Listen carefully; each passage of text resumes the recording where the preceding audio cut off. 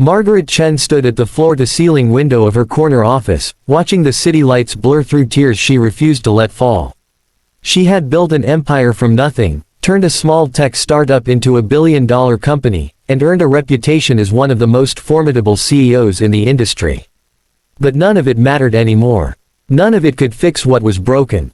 Her daughter Emma lay in a hospital bed 30 floors below, staring at a ceiling she'd memorized in the 6 months since the accident. The skiing trip that was supposed to be a celebration of Emma's college acceptance had ended with a tree, black ice, and a spinal injury that stole everything from a girl who had once danced through life like it was choreographed just for her. Margaret had hired the best specialists money could buy. She'd flown in experts from Switzerland, consulted with rehabilitation centers across 3 continents, and funded experimental treatments that hadn't even reached clinical trials. But Emma's eyes told a story that no medical breakthrough could rewrite. She had given up. At 19, her daughter had decided that life in a wheelchair wasn't worth living, and Margaret was watching her fade away one silent day at a time. The physical therapy sessions had stopped 3 weeks ago when Emma refused to get out of bed. The psychologist visits ended when Emma simply closed her eyes and pretended to sleep through every appointment. Even Margaret's presence seemed to exhaust her, as if the weight of her mother's desperate hope was too heavy to bear. That Tuesday morning started like every other. Margaret canceled her morning meetings and went to Emma's private room at the rehabilitation center, carrying a chai latte that would go cold and untouched on the nightstand. But when she arrived, she found something different. Emma was sitting upright, and there was a man in the room, a janitor based on the maintenance uniform, crouched beside her wheelchair with a sketchpad balanced on his knee. "I'm thinking we start with the basics," he was saying, his voice carrying a gentle authority that made Margaret pause in the doorway. "Charcoal first. It's messy, but it's forgiving. You can smudge out mistakes, layer shadows, make something beautiful out of what seems like chaos." Emma, who hadn't spoken more than 3 words together in weeks, was leaning forward slightly, looking at whatever he'd drawn. "I don't know how to draw," she said quietly. "Neither did I, 6 years ago," the man replied. "But after my wife died, I needed something to do with my hands at night after my daughter fell asleep. Something that wasn't scrolling through memories or drowning in what-ifs. Turned out I was pretty terrible at first, but terrible is just the beginning of something, you know." Margaret should have interrupted. She should have questioned who this person was and why he was in her daughter's room. But Emma was engaged, actually present in a way she hadn't been since before the accident, so Margaret stayed silent in the hallway, hidden just beyond the doorframe. "What do you draw?" Emma asked. "Whatever I see that makes me remember the world is bigger than my pain," he said simply. "Birds, mostly. My daughter Lily loves birds. She's 7 and she's obsessed with the idea that something can just decide to fly, like it's the easiest thing in the world." He paused, then added, "I know what you're thinking. That flying is exactly what you can't do anymore. But I'm not talking about legs, Emma. I'm talking about the part of you that chose what to chase before anyone told you what was possible." Margaret watched her daughter's face crumple, watched her finally cry the tears she'd been holding back for months. And she watched this stranger, this janitor, simply sit with that grief without trying to fix it or explain it away. His name was James Porter, and Margaret learned his story in pieces over the following weeks. He worked the night shift at the rehabilitation center, cleaning rooms and hallways after the medical staff went home. He was 36, a single father after losing his wife to cancer, and he'd been cleaning buildings for 11 years to support his daughter while she slept safely with his mother a few blocks away. He drew because it was free and quiet, and it gave him a reason to notice beautiful things in a life that had taken so much. He had started talking to Emma purely by accident. He'd been cleaning her room late one evening, thought she was asleep, and started sketching the view from her window by the dim light from the hallway. She'd asked what he was drawing. He'd shown her. They'd talked for 20 minutes about nothing important, about birds and bad TV shows and what rain sounded like.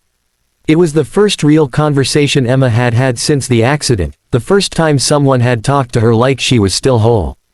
After that, James started bringing his sketchpad earlier in his shift. He'd spend his 15-minute break in Emma's room, teaching her basic techniques, talking about texture and shadow and negative space. He brought her charcoal pencils and cheap paper. He showed her how to hold the pencil differently when her fingers wouldn't cooperate, how to tape the paper at an angle that worked with her limited mobility. He never mentioned the wheelchair or the therapy she was refusing or the future that terrified her. He just taught her how to see things worth capturing. Margaret watched her daughter transform. Emma started asking for her wheelchair so she could reach the window better for natural light. She requested to go outside to the courtyard, not for therapy, but to draw the fountain and the pigeons that gathered there. She started talking to Margaret again, showing her sketches, discussing shading techniques with a spark in her voice that had been extinguished for half a year. One evening, Margaret waited for James after his shift. She found him in the staff locker room, changing out of his uniform, and she did something she'd never done before. She thanked someone for something money couldn't buy. "You brought my daughter back," she said, her voice breaking. "I don't know how to repay you." James looked uncomfortable with the gratitude. "I didn't do anything special. I just treated her like a person instead of a patient." "I want to help you," Margaret insisted. "You work nights cleaning floors when you should be." "Should be what?" James interrupted gently. "Making more money. Climbing some ladder." "Ms. Chen, with respect, I know who you are. I know you think success looks a certain way. But I have a daughter who feels safe and loved. I have work that lets me pay our bills and be home when she wakes up. I have time to draw and notice beautiful things. I'm not lacking anything." Margaret realized she'd been seeing him as broken too, as someone who needed fixing, rescuing, elevating to something better. The assumption felt ugly in the light of his contentment. "But I can at least," she started. "You can let Emma draw," James said. "You can stop seeing her wheelchair as an ending and start seeing it as just a different way of moving through a life that's still hers to create. That's what I need from you. The rest, the trying to fix everything with money and power, that's what was crushing her." It was the truth Margaret needed to hear from someone with nothing to lose by telling it. 3 months later, Emma enrolled in online art classes. 6 months after that, she started physical therapy again, not to walk, but to strengthen her arms and core so she could paint larger canvases. A year later, she held her first small exhibition at a local gallery, selling 5 pieces and donating the proceeds to the rehabilitation center where she'd met James. Margaret attended the opening, watching her daughter maneuver her wheelchair between admirers, glowing with purpose and pride.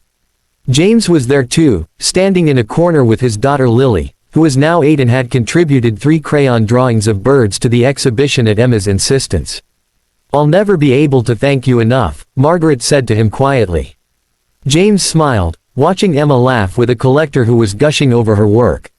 "You already have. You let her be broken for a while. You stopped trying to fix everything. That's what she needed from you." Margaret realized he was right. Her greatest act of love hadn't been the specialists or the money or the desperate searching for solutions. It had been learning to sit with her daughter's pain, to let her find her own path forward, and to trust that hope could look different than she'd imagined. Emma would never walk again. But she had learned to fly anyway, in all the ways that mattered. And it started with a single dad who whispered, not just to her but to them both, the same message in different ways: "You're not broken. You're just becoming something new." Sometimes the most profound help we can offer isn't a solution. It's simply being present in someone's pain and showing them that life, even the one they didn't choose, is still worth creating.